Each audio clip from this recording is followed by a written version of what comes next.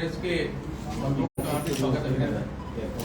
आप सभी जानते हैं कि राजस्थान के राजनीतिक इतिहास में कल एक नई शुरुआत होने जा रही है और अरविंद केजरीवाल मुसलमान जी तिरंगा रैली की दूसरी शुरुआत करेंगे। आपके सामने बहुत सारे सवाल हैं और बहुत सारी इन्फॉर्मेशन है जो आप चाहते हैं, इसीलिए आज हमने प्रेस कॉन्फ्रेंस आयोजित की। मैं सबसे पहले आपका परिचय करवा दूँ। परंपरा के अनुसार मेरे बाईं तरफ है राजस्थान के चुनाव प्रभारी श्री विनय मिश्रा जी और हमारी युवा नेता सरिता जी। और मैं रिक्वेस्ट करूंगा विनय मिश्रा जी से कि वे आज की स्पीच की आप सभी का इस बहुत ही अति महत्वपूर्ण प्रेस कॉन्फ्रेंस में बहुत बहुत स्वागत। आपको पता है कि पिछले एक साल से जब से पंजाब का रिजल्ट आया है, मुझे राजस्थान का चुनाव प्रभारी बनाया गया। तब से हम लोग एक वर्ष से राजस्थान में पार्टी की गतिविधियां बढ़ा के जगह जगह जनसंवाद करके जगह जगह मीटिंग करके हम लोग कोशिश कर रहे थे कि आम आदमी पार्टी को राजस्थान में गांव गांव घर घर तक पहुंचाएं। इसी क्रम में अभी पीछे गुजरात चुनाव के बाद गुजरात चुनाव में वहां पे लगभग 41 लाख लोगों ने मात्र 3 से 4 महीने कवायद में लगभग 41 लाख लोगों ने हमको वोट दिया और 5 विधायक गुजरात ने हमको दिया। उसके बाद काफी मंथन और काफी चर्चाएं हुई, क्योंकि इस साल कर्नाटक में, मध्य प्रदेश में, छत्तीसगढ़ में, राजस्थान में चुनाव है और बहुत ही महत्वपूर्ण, चारों स्टेट बहुत महत्वपूर्ण है। और आम आदमी पार्टी के राष्ट्रीय पार्टी बनने के बाद हमारे लिए और महत्वपूर्ण हो जाता है, क्योंकि जब पूरे देश में लोगों का एक विश्वास जब आप पे बनता है तो आपको बहुत सोच समझ के आगे रणनीति बनानी पड़ती है, किस तरीके से पार्टी का विस्तार करना है, उस पर काफ़ी निर्णय लेना पड़ता है। तो पीछे हमने 29 जनवरी को, आप सबको पता है, हमने राजस्थान में राष्ट्रीय महामंत्री जो संगठन के हैं डॉक्टर संदीप पाठक जी, हमने यहाँ मेंबरशिप ड्राइव लॉन्च की और मुझे बताने में बहुत खुशी है कि मात्र 15 दिन में बिना किसी संगठन के, क्योंकि संगठन होता है तो हर किसी की जिम्मेवारी बन जाती है, हर किसी का एक जो है ड्यूटी बन जाती है उसको काम करने की, लेकिन बिना किसी संगठन के हमने यहाँ मेंबरशिप ड्राइव चलाई और मात्र 15 से 20 दिन के मेंबरशिप ड्राइव में लगभग 4.5 लाख लोगों ने आम आदमी पार्टी सदस्यता ली। और उस सदस्यता और लोगों में विश्वास देख के हमने हमारे राष्ट्रीय संयोजक श्री अरविंद केजरीवाल जी से गुजारिश की कि आप राजस्थान आए। तो मुझे ये बताने में बहुत हर्ष हो रहा है कि कल 13 तारीख को 12 बजे हमारे राष्ट्रीय संयोजक और दिल्ली के मुख्यमंत्री श्री अरविंद केजरीवाल जी और साथ साथ पंजाब के मुख्यमंत्री श्री भगवंत मान जी दोनों कल राजस्थान में चुनाव का आगाज करने आ रहे हैं और ऐतिहासिक तिरंगा यात्रा निकालने के लिए आ रहे हैं, जिसका समय कल 12 बजे निर्धारित किया गया है। और जो इसका रूट होगा वो सांगानेरी गेट से शुरू होगा। सांगानेरी गेट से बापू बाजार से न्यू गेट से नेहरू बाजार होते हुए अजमेरी गेट जाएगा और अजमेरी गेट पे लास्ट में इस तिरंगा यात्रा के बाद हमारे राष्ट्रीय संयोजक अरविंद केजरीवाल जी और भगवंत मान जी दोनों वहां लोगों को संबोधित करेंगे। तो मैं आप सभी के माध्यम से राजस्थान की जनता से अपील करना चाहता हूं कि बदलाव के लिए इस तिरंगा यात्रा में जुड़े, क्योंकि ये तिरंगा यात्रा राजस्थान के लिए बहुत महत्वपूर्ण है। क्योंकि विगत कई सालों से यहाँ पे सिर्फ भारतीय जनता पार्टी और कांग्रेस दोनों की 5-5 साल मिलकर सरकार बना के सिर्फ और सिर्फ राजस्थान की जनता को ठगने का काम किया। और आप देख रहे हैं विगत 6 महीने से आपके माध्यम से आप जनता की, क्योंकि आप तीसरी आंख है और आप जनता के मुद्दों को उठाते रहते, तो आपके माध्यम से राजस्थान में क्या स्थिति आपके सामने है, बिगड़ी हुई कानून व्यवस्था, बेरोजगारी, पेपर के नाम पे पेपर लीक, और इससे बड़ा दुखद क्या होगा कि जिन्होंने इस देश के लिए बलिदान दिया उनकी वीरांगनाओं से मिलने के बदले उनको अरेस्ट किया गया। देखिए, मांग जायज नाजायज ये सोचना सरकार का काम है, लेकिन मांग ना सुनना ये तो इम्तिहान है। और ये कांग्रेस दिल्ली जाते हैं तो भाजपा की तानाशाही की बात करते हैं, लेकिन मैं राजस्थान में पूछना चाहता हूं कि ये क्या तानाशाही है कि एक सांसद, ये हमारे सभ्य समाज में कहीं भी ये नहीं लिखा हुआ कि एक सांसद, एक जनप्रतिनिधि, चाहे वो किसी भी पार्टी से अगर कोई बात उठाए तो उसे कॉलर घसीट के उसको पिटाई की जाए। और आज जिस वजह से वो अस्पताल में भर्ती है और सरकार का कोई नुमाइंदा उनसे आधिकारिक तौर पर मिलने का, हो सकता है कोई पर्सनल तौर पे गया हो, पर मुझे लगता नहीं कोई आधिकारिक तौर पे इसको अधिकृत किया हो, सरकार ने किया गया। तो ये बहुत सारी घटनाएं हैं जिससे आज मन विचलित होता है और मुझे लगता है कि आज राजस्थान के लिए बदलाव बहुत जरूरी है। और काफी ऐसे अहम मुद्दे जिसको लेकर अरविंद केजरीवाल जी भी आपसे रूबरू होंगे और राजस्थान का आगे क्या प्लान है वो आपके साथ कल विस्तार से चर्चा करेंगे। तो मैं आपके माध्यम से राजस्थान की जनता से अपील करना चाहता हूं कि इस बदलाव से जुड़े और राजस्थान को सही एक ईमानदार और कट्टर ईमानदार सरकार देने में हमारी मदद करें। बहुत बहुत धन्यवाद।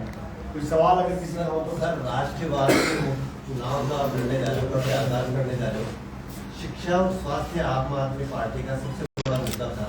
ये तिरंगा यात्रा निकाल के आप क्या राष्ट्रवाद के मुद्दे पर राजस्थान में प्रवेश करना चाह रहे हो, शिक्षा या स्वास्थ्य के मामले में आओगे? देखिए, तिरंगा यात्रा आम आदमी पार्टी आज से भी शुरू से कर रही है, हर स्टेट में कर रही है। हर पार्टी का एक फ्लैगशिप कार्यक्रम होता है हमारा।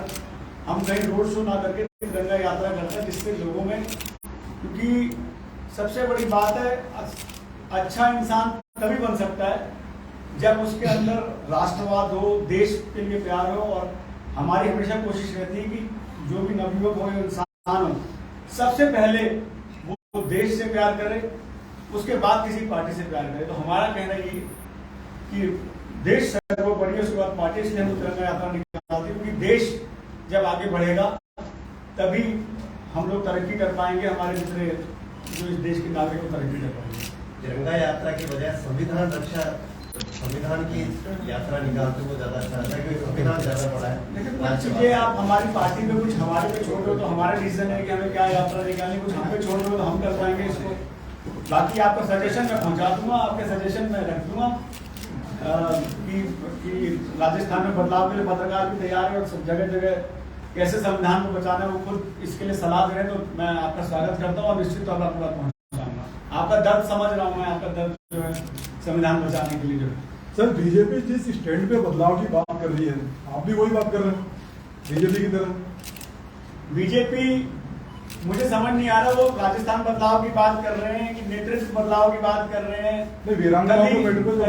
कल ही आप देखिए कि भारतीय जनता पार्टी का प्रदर्शन था और वहां आपस में ही इतना खींचतान है कि प्रदेश अध्यक्ष के जो है मुर्दाबाद के नारे लगे। पीछे मुझे जन्मदिन याद नहीं, यहाँ के पूर्व मुख्यमंत्री का जन्मदिन था, एक तरफ उनका जन्मदिन था और एक तरफ बीजेपी का घेराव था। बेचारे विधायक और सांसद और कार्यकर्ता खुद ही कंफ्यूज है कि वो जन्मदिन पे जाएं कि जो है भारतीय जनता पार्टी के बुलाए हुए रैली में जाएं या विरोध प्रदर्शन में जाएं। तो ये भारतीय जनता पार्टी खुद ही फैसला ले नहीं पा रही, वो करना क्या है। तो उनकी बात मैं क्या करूँ, आप उनको सलाह दो, पहले खुद एक होकर काम तो कर लो। और सबसे बड़ी चिंता का विषय ये है कि मैं तो बड़ा हैरान हूँ, भारतीय जनता पार्टी ने बंदी का ऐलान किया और अशोक गहलोत जी ने विधानसभा को बंद करके सबको बोला कि जाओ जी आप वसुंधरा जी के जन्मदिन पर जाओ। तो रिश्ता क्या कहलाता है ये तो मुझे समझ नहीं आता। केजरीवाल जी ने धरना प्रदर्शन किए बहुत दिन हो गए, जबकि दो मंत्री उनके वहाँ तो केजरीवाल ने प्रदर्शन करते जो ज्यादा अच्छा था या यात्रा निकालते? देखिए, जब आप किसी संवैधानिक पद पे होते हो तो आपके लिए वहाँ की जनता बड़ी हो जाती है, ना कि आप किसी पार्टी के नुमाइंदे बन के रह जाते हो। तो मैं अरविंद जी को बधाई दूंगा, आज भी उन्होंने इस सोच को बरकरार रखा, क्योंकि मैंने हमेशा कहा है कि हमारे लिए जनता सर्वोपरि है, देश सर्वोपरि है। जहाँ तक प्रदर्शन की बात है तो निश्चित तौर पर आम आदमी पार्टी ने पूरे देश में प्रदर्शन किया इसके खिलाफ। दिल्ली में तो किया ही, के साथ में अगर आपको याद हो तो हमने राजस्थान में भी जो हमारा कार्यक्रम था उसके बाद हमने जो है स्टैचू चौक पे हमने प्रदर्शन किया था। छत्तीसगढ़ में प्रदर्शन हुआ, मध्य प्रदेश में प्रदर्शन हुआ, कर्नाटक में प्रदर्शन हुआ, मिजोरम में प्रदर्शन हुआ, मेघालय में प्रदर्शन हुआ, चंडीगढ़ में प्रदर्शन हुआ, पंजाब में प्रदर्शन हुआ, हरियाणा में प्रदर्शन हुआ। तो पार्टी निश्चित तौर पर समय समय पर ऐसे मुद्दे उठाती रहती है, प्रदर्शन करती रहती है, लेकिन जहाँ तक संवैधानिक पद का सवाल है उसको उसका पालन करना चाहिए। राज धर्म पहले आता है, इसलिए अगर वो राज धर्म का पालन करे तो ये निश्चित तौर पर सवाल के योग्य कदम है। मिश्रा जी, कल कांग्रेस भी अडानी वाले मामले को लेकर पूरे प्रदेश में और उसमें उनके प्रदेश अध्यक्ष सभी शामिल होंगे, जैसे आपका भी है, तो दोनों एक ही दिन प्रदर्शन है। तो कांग्रेस बीजेपी के खिलाफ जा रही है, सेंटर के खिलाफ काम कर रही है। देखिए, ये कांग्रेस का अपना फैसला होगा, उनको कब किस दिन करना है तो वो तय करेंगे। लेकिन जहाँ तक फैसले की बात है, आम आदमी पार्टी पहले ही, आपने देखा होगा माननीय सांसद संजय सिंह जी ने कितने दिनों से अडानी के जितने कई घोटाले का पर्दाफाश किया। और आज आप लोग आए तो आपके माध्यम से मैं बता भी दूं कि राजस्थान के लोगों से किस तरह खिलवाड़ हो रहा है। 2014 में सुप्रीम कोर्ट ने, आपको याद होगा, कोल गेट स्कैम बहुत ज्यादा उछला था कि कोल का जो आवंटन है वो जो है केंद्र सरकार अपनी मनमर्जी से कर रही है। तो सुप्रीम कोर्ट ने उसको रद्द कर दिया था। उस पूरे जो अलॉटमेंट हुआ था, कोयला खदानों का जो अलॉटमेंट हुआ था उसको कैंसिल कर दिया था। 2014 में कैंसिल हुआ, लेकिन बड़ी हैरानी की बात है कि जो अडानी का जो एग्रीमेंट था पेशवा और केशवा जो छत्तीसगढ़ में है, वो एग्रीमेंट रद्द नहीं हुआ। पहला तो ये घोटाला हुआ। दूसरा, 2015 में सुप्रीम कोर्ट के ऑर्डर के बाद मोदी जी ने कहा कि चूंकि सुप्रीम कोर्ट का ऑर्डर है और हम चाहते हैं कि ये जो कोयला आवंटन हो ये पारदर्शी बने, पारदर्शी के नाम पे वो कानून लेके आए। और उस चूंकि सुप्रीम कोर्ट ने साफ साफ कहा था ऑर्डर में कि इसमें कोई प्राइवेट प्लेयर नहीं होगा, लेकिन अडानी को अंदर घुसाने के लिए मोदी जी नया कानून लेके आए। उन्होंने कहा कि प्राइवेट प्लेयर्स भी इसमें कोयला खदानों में हिस्सा ले सकेंगे। और उसमें साफ साफ एक पॉइंट लिखा हुआ था, एक उसमें जो ऑर्डिनेंस आया था उसमें पॉइंट लिखा हुआ था कि प्राइवेट प्लेयर 24% से ज्यादा नहीं होगा। सरकारी जो है कोई भी जब एग्रीमेंट, ज्वाइंट एग्रीमेंट होगा उसमें सरकारी 76% होगा और प्राइवेट 24% होगा। लेकिन यहां भी खेल हो गया। जो राजस्थान की ऊर्जा कंपनी है उसके साथ जो एग्रीमेंट हुआ उसमें 74% अडानी जी का हिस्सा था, 26% राजस्थान का हिस्सा था। ये वसुंधरा जी के टाइम पे, और उसके बाद भी कांग्रेस की सरकार बदली, कांग्रेस ने इस एग्रीमेंट में कोई बात नहीं की। तीसरा, ये साफ साफ उस एग्रीमेंट में लिखा था कि कोई भी कोयला खदान जिस सरकार को अलॉट होगा उसमें जो वेस्ट मटेरियल होगा वो वेस्ट मटेरियल जो है वो उस सरकार का होगा। उस जो सरकारी जो, तो जैसे पेशवा और केशवा जो मिला था उसमें पूरा अधिकार राजस्थान सरकार के, राजस्थान विद्युत बोर्ड का था। लेकिन उसमें भी इन्होंने क्या खेल किया, क्योंकि इनका कहना था कि 4000 क्यूरी की कोल का इस्तेमाल बिजली में होता है, उससे कम का जो है वो कोल वेस्ट हो जाएगा। तो जो 4000 क्यूरी के नाम पे जब खेल हुआ वो ये हुआ कि 4000 क्यूरी का जो इन्होंने जो था वो तो कोल बिजली बनाने के लिए ले लिया, लेकिन उससे कम का 2500 क्यूरी का जो कोल था, जो उसकी क्वालिटी होती है, हर कोल का एक क्वालिटी होती है, वो कोल वेस्ट था, वो राजस्थान सरकार का था। लेकिन फिर भी वो कोल वहां से निकला और अडानी जी के प्राइवेट जो इनका अपनी बिजली संयंत्र था गुजरात में, वहां पे गया। और ये रेल से हमने आरटीआई से सारा, मैं आपको सारा डिटेल दे दूंगा। जो मैं ये कह रहा हूँ ये बिल्कुल तथ्यों के हिसाब से कह रहा हूँ। जिस रेल गाड़ियों से वो जो आदान प्रदान हुआ कोयले का, वो मैं आपको डिटेल दे दूंगा, हमने आरटीआई से निकाला हुआ। तो जो कोयला राजस्थान की बिजली के लिए आज सही नहीं था, लेकिन अदानी जी के प्राइवेट प्लांट में पहुंच के वो बिजली में कैसे लग गया, इस घोटाले पे आज तक कांग्रेस सरकार नहीं जागी। चौथा, कांग्रेस की सरकार ने अभी कुछ दिन पहले यहाँ पे इन्वेस्टमेंट समिट बुलाया था, और उस समिट में आपके सामने है अदानी जी ने कितना राजस्थान सरकार को दिया, राजस्थान की जनता के लिए कितना दिया आपके सामने। लेकिन चूंकि आरसी के अध्यक्ष यहाँ के मुख्यमंत्री जी के सुपुत्र साहब है, तो उसके लिए लेकिन उन्होंने स्टेडियम का यहाँ पे जो है कहा कि स्टेडियम में इन्वेस्ट करेंगे। तो ये मिली भगत क्या है, ये तो आप जानो, आप इसका उजागर करो। ये सिर्फ और सिर्फ कांग्रेस एक छलावत कर रही है, दिखावा कर रही है। कांग्रेस के दिल में अगर दर्द होता तो आज छत्तीसगढ़ में इनकी सरकार है, वहां से कोयला निकल रहा है, वहां जांच कराते। राजस्थान के लोगों के साथ इतना बड़ा आज जो है चोरी की है, यहाँ के लोगों के साथ चोरी भी हुई है, यहाँ के लोगों के साथ सीना चोरी भी यहाँ की सरकार कर रही है, पर आज कोई बोलने वाला नहीं है। तो निश्चित तौर पे कांग्रेस बीजेपी दोनों मिले हुए हैं, और दोनों मिलके, चाहे वो राजस्थान की चाहे मैं बात करूं, चाहे देश की बात करूं, दोनों मिलके देश को लूटने में लगे हुए हैं। अभी आपने देखा होगा, हमने गुजरात की भी बात की, गुजरात में भी अदानी ने गुजरात सरकार से जो जमीन आवंटन और जो कोयला उसकी बात हुई, तो उसमें ये हुआ था कि 4 रुपए 91 पैसे में जो कोयला जो बिजली मैं प्रोड्यूस कर रहा हूँ गुजरात में, वो मैं गुजरात सरकार को 4 रुपए 91 पैसे में दूंगा। लेकिन जैसे बिजली वहां से निकली, वो गुजरात सरकार को ना जाके पावर एक्सचेंज में रानी जी ने बेच दिया 9 रुपए में। उस पर भी अभी तक गुजरात सरकार कुछ नहीं बोल रही है।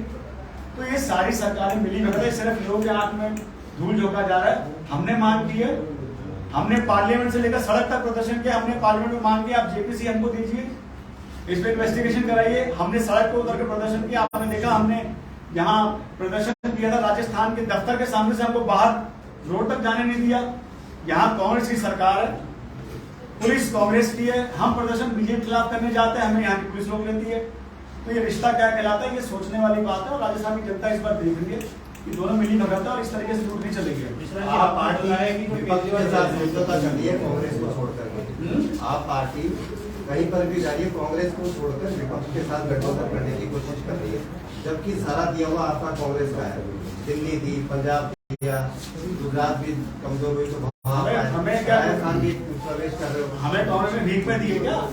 हमें कोई कांग्रेस ने अगर खुद उठा के दे दिया, राहुल गांधी जी की चीज छोड़ दो, मैं मल्लिकार्जुन जी को नहीं, मैं अरविंद केजरीवाल जी को अध्यक्ष बना तो मैं मानता भी। हमने चुनाव लड़, देखे आम आदमी पार्टी नॉमिनेटेड नहीं है, किसी ने नॉमिनेट नहीं किया आम आदमी पार्टी, हमने चुनाव लड़के जीत के हमने हासिल किया है। और हमने यही तो आज भारतीय जनता पार्टी को पच नहीं रहा है कि कुछ वॉलंटियर्स निकले क्रांतिकारी, और कहा दिल्ली से निकले, दिल्ली से पंजाब पहुंच गए, पंजाब से गोवा, गुजरात पहुंच के राजस्थान आ रहे हैं। और राजस्थान से भी सबसे बड़ी बात, इनकी छाती पर तो सांप तब रोटा जब दिल्ली में हमने एमसीडी में इनको हरा दिया। और अब आप ये देखिए इनकी सीना चोरी, एमसीडी में हार गए, मेयर नहीं बनने दे रहे, डिप्टी मेयर नहीं बनने दे रहे, स्टैंडिंग कमेटी के लिए कोर्ट जाना पड़ गया। तो आपको जो है ना, ये लड़ने की क्षमता जो है भारतीय जनता पार्टी से, आम आदमी पार्टी में बाकी है। ये कांग्रेस वाले तो सब लेट चुके हैं, इनके पैरों तक कहीं चुनाव लड़ने के बस नहीं है। जो केजरीवाल जी आ रहे हैं, केजरीवाल जी आ रहे हैं, तो बेसिकली आपने बताया कि शिक्षा, बेरोजगारी, महंगाई, ये मुख्य रूप से उनके मुद्दे होंगे। कांग्रेस के खिलाफ होंगे कि किसी के खिलाफ होंगे, किस तरीके से होंगे? देखिए, ना ये कांग्रेस के खिलाफ है, ना ये बीजेपी के खिलाफ है, ये जनता के लिए है, देश के लिए। देखिए, देश रहेगा तभी हम और आप रहेंगे, और देश आगे बढ़ेगा तो हम और आप आगे बढ़ेंगे। तो हम हमारे किसी पार्टी से मतलब नहीं है। ये भारतीय जनता पार्टी और कांग्रेस आपस में जो कर रहे हैं हमें नहीं पता। और आप कई जगह देखेंगे जब हम चुनाव लड़े तो दोनों एक हो जाते हैं इनके नेता। तो ये हम किसी राजस्थान में आ रहे हैं, पहली बार केजरीवाल जी आ रहे हैं, उनके लिए कोई एक दिशा तो होगी। देखिए, दिशा यही है कि हमें जनता के लिए काम करना है। जो आखिरी पंक्ति में बैठा हुआ व्यक्ति है, उसको कैसे वो सारी सुख सुविधा मिला, उस पर बात करना। तो हम सिर्फ जनता के लिए आ रहे हैं, हमें कोई किसी पार्टी से मतलब नहीं है। आप सवाल करोगे तो उसका जवाब देंगे। Thank you sir, thank you बहुत।